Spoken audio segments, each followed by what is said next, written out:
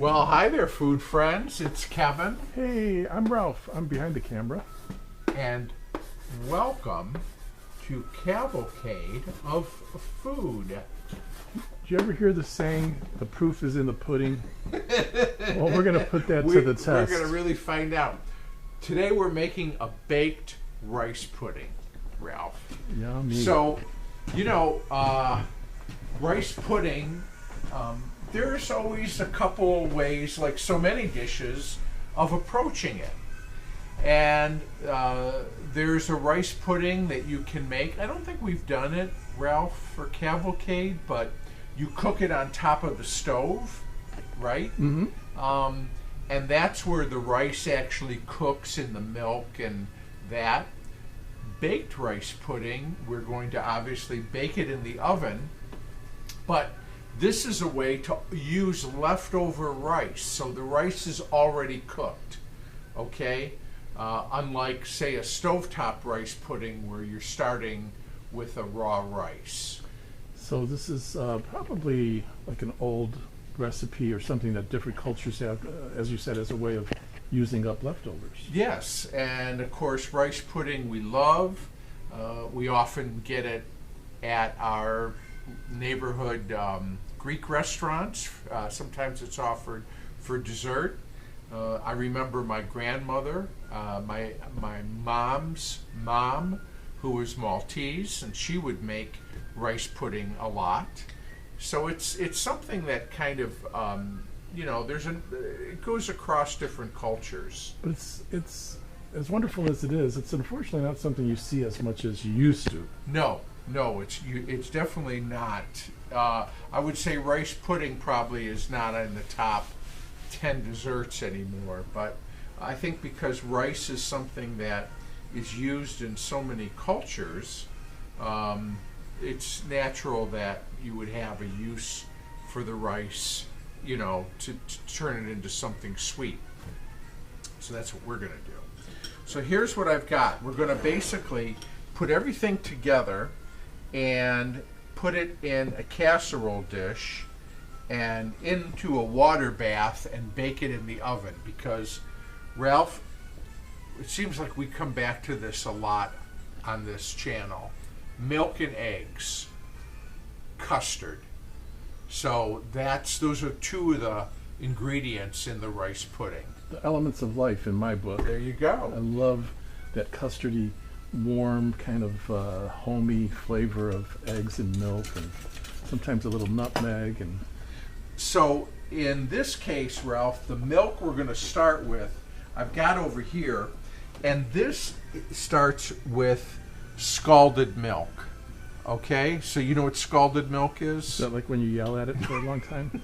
No, that's scalded milk. Okay. Okay, scalded milk is milk that you bring up slowly, okay? And it just starts to bubble around the edge. You see, this actually has a little skin on top. I'm going to stir that in. But the milk just starts to cook, okay? Just scalding? Scalding. It's not, you don't want to bring it to a boil, but when you start seeing, you can sometimes see a little steam coming off the top. And tiny little bubbles along the edges. Tiny little bubbles around the edge. And when it gets to start having some skin in the game. Yes, and so what we're going to do is we're going to put our scalded milk in here. I'm going to save a little of this scalded milk. I've got 2 eggs here beaten, and I'm going to temper these eggs slowly. So basically what I want to do is I want to bring these eggs up to temperature, okay, gradually. You know what happens if you put eggs into something into a hot liquid? You get scrambled eggs. Exactly. We don't want scrambled eggs, but we do want the eggs in the mix here. Kind of warmed up. So this is called tempering the Tempering, eggs. okay. So see how slowly he's pouring that hot milk into the egg mixture? Eggs just slowly and stirring the entire time, just so that, again, it won't shock. Yeah, it won't turn into scrambled eggs, but it'll just keep it nice and warm, get it to the temperature you want. Okay, so we're going to let that, okay, I think that's pretty good. Put the rest of the milk in there. Now, before I put the eggs in, I've got a cup and a half of cooked rice. Okay, this was left over. So some people like medium grain, whatever rice you have. Okay, if you have leftover rice, you need 1.5 cups of it, and it'll be fine. And the reason you sometimes end up with leftover rice is because it doubles up when you cook it, and you end up with a lot. I always make too much rice, whenever I'm making it. And so I've got 1/3 cup of sugar here, so that's for our sweet. And that's not really too much, because that's one of the things I like about rice pudding is it's not overly sweet, but it's got enough sweetness just to kind of bring out that warmth of the other seasoned or spices that are in there. Yes, and I'm trying to sort of make sure the rice is separated. Oh, so it's not clumpy. Yeah. Here I've got just 1/8 teaspoon of salt and 1 teaspoon of cinnamon. Okay. Speak of warm flavors. Yes, so we're going to put a little cinnamon in there. Ralph, you mentioned nutmeg. Maybe I'll try whisking here. I did. I was talking about how custards, I just think they're, to me, one of my basic food groups. If I had to do my own personal food pyramid, it would have milk and eggs and bread in there. Let's put in our tempered eggs here. So what about nutmeg? So I'm using cinnamon. You could, if you wanted, you could put some nutmeg in here too. Maybe a little less cinnamon, a couple of grates of fresh nutmeg, if that's what you wanted. And then, this is optional. I've got 1/2 cup of raisins here. So the raisins should plump up as they cook. Okay. Kind of get rehydrated and bring the moisture back into them. So, okay, now that's it. Everything's in the bowl. I'm sorry, did you say the rice was fully cooked when you put it in? Fully cooked. Hard-boiled. Okay. It was fully cooked, and it just the leftover rice. Okay. Just leftover rice. Okay. So now what I'm going to do is I've got a 1.5 quart casserole dish here, Ralph, ungreased, and we're going to just pour everything in here.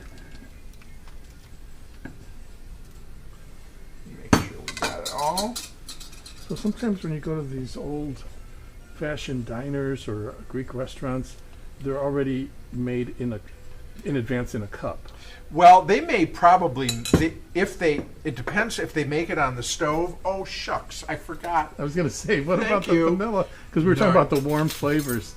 And let's vanilla put a is teaspoon of, yes. Definitely one of those warm flavors. Let's put a teaspoon of vanilla in there. Gosh, I'm glad I saw it.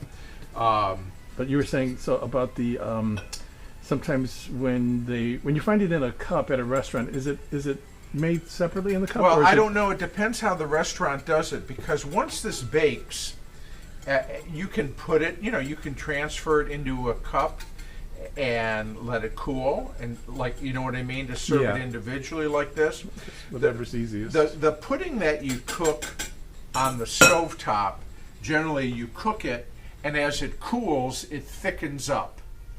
And so you want to serve it cool, because that's when it's at its sort of, it's thick, it's not as loose. What would you put it while it's... So after you've cooked it on the stove, you'd put it in these little custard cups or the little parfaits. But while it's still warm, but not and then you would cover it, and you would let it cool or put it in the refrigerator. And then it sets. Right. And that's when you get that skin. This actually you can serve warm, which is nice. So sometimes, cold rice pudding is great with whipped cream and cinnamon. Mm-hmm. But sometimes, if you want a warm rice pudding, this is the way to go. Yeah, I like things right out of the oven, or a lot of baked goods I like even after they've cooked.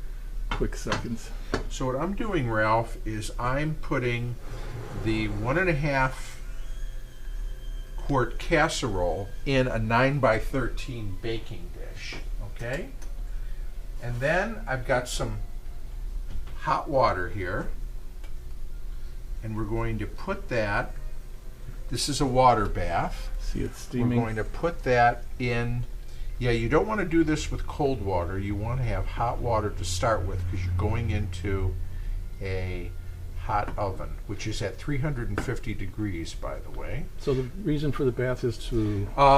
this is to sort of kind of gently so that the custard doesn't get too tough, to keep it soft. It's a soft heat, the water. Bain-marie. Excuse me? Bain-marie. Is that a cleanser? That's a French term for this water bath. Oh, Okay? okay. But what we're going to do is we're going to put this gently in the oven, and it will give this, again, it's a moist heat with the water. You want to put about 1 inch of water in the pan, and we're going to set the timer for 30 minutes. That's not the total cook time, but I want to come back in 30 minutes and give it a little stir. That will help the rice and the raisins kind of, so they don't all settle at the bottom. Right, it'll kind of help keep those nice and distributed. In the meantime, we'll get cleaned up here and look forward to, on this cold day, some nice warm baked rice pudding. So Ralph, it's been a half an hour. Okay. And I'm just going to give this a little stir up here. Oh, it's starting to come together. Yeah, come together. But this will help kind of mix in the rice and the raisins. Certainly not done yet, but. And you know, it would smell good any time of year, but especially on a cold, wintry afternoon or evening. So now it's cooked a half an hour. We're going to cook it another 20 or 25 minutes. I'll set this for 20 and we'll see how we do. Okay? Okay, see you in a bit. So Ralph, another 20 minutes has gone by. Since you did the little switch around. So total cook time 50 minutes. Okay. Okay? And to test it, we take a thin knife, like a paring knife here, and stick it in the center. If it comes clean, we know we're good. Okay? And you got to be careful, it's got the water. Right, you got to watch out that water doesn't spill. So we're going to put that. Boy, it sure looks there. Then I'm going to take it out of the water bath, if I can. Without making a wet mess. And put it on this towel. Okay, there we go. So, it's hot. And it smells wonderful. So we're just going to let this cool down a little bit till it's just warm. You could let it cool all the way, cover it, put it in the fridge, and serve it later if you wanted to. Ralph, we could let it cool, and then we could put it in individual little, like a little serving cup, sherbet dish, or a little serving custard cup or something if we wanted to. Dessert cup? Yeah, if we were having people over for dinner and we wanted to have little individual desserts. But later's a word that's not really in our vocabulary, So we're going to let this cool, and then we'll come back and give it a try, our baked rice pudding. Yummy. So Ralph, yeah, we've given it about 25 minutes to cool down. Just to be safe. Yeah, and it's still warm. I can feel it, but not hot. It's just warm, which is nice. And, of course, this is all cinnamon that you see, this brown kind of floating. Remember when I stirred it up? It just kind of moved the cinnamon around. Okay. But that's what it is. So let's... Look how wet and liquidy and shiny it looks on top. I know. And then, if you look inside, here we go. Look at that. Mm-hmm. So the more it cools, the stiffer it gets, right? Yeah. You can see it's firmed up nicely. And it's really, rice. Yeah. It's a custard. Now, you could serve this, you could just pour a little cream over it.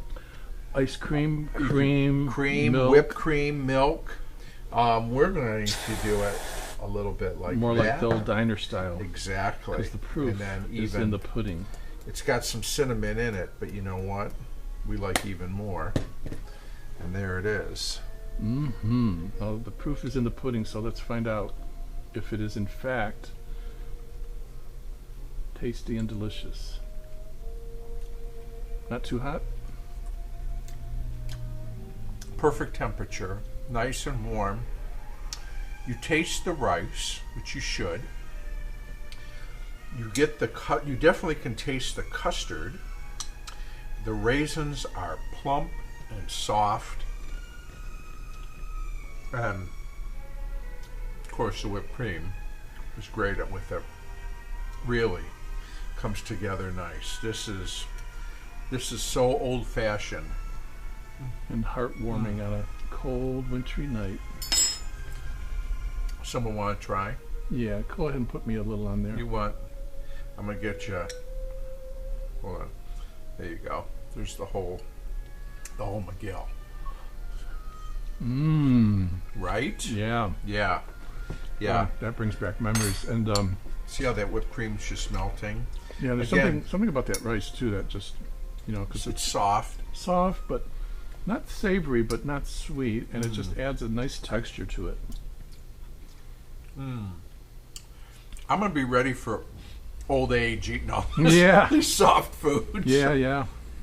But really good. There's the those warm spices. The cinnamon and the vanilla. Yeah, vanilla. Just really feels nostalgic. If you didn't want to use raisins, dried cranberries would be great in here. Oh yeah. Chopped up dried any dried fruit. Apricots would be great. Currants, even prunes. If you diced them up. Yeah. They would be great in here. Yeah. So one of these days we'll have to make the Mexican copitada bread pudding that has cinnamon sticks, and I think it has cloves and peanuts and cheese on top, and raisins galore.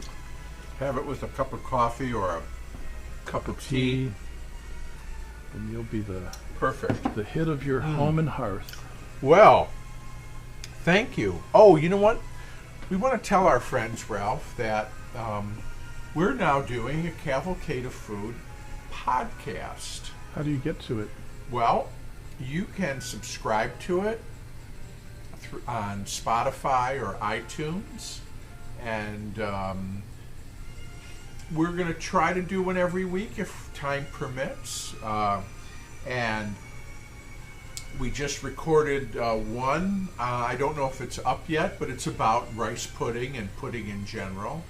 And basically, it's an opportunity for Ralph and I to go into a little deeper detail about maybe the episode that we've just done, or some other favorite food topic. Yeah, give it a listen, and if you like it, tell your friends about it. Yeah. And can you Google it? I don't know. We'll find out, and we'll let you know. But we certainly stay tuned. We'll let you know. Yeah, and we certainly appreciate being with you and you being with us for this warm and friendly baked rice pudding episode. And we look forward to seeing you again real soon, right here on Cavalcade of Food. Thanks, everybody. Take care. Bye. Stay well. Stay well.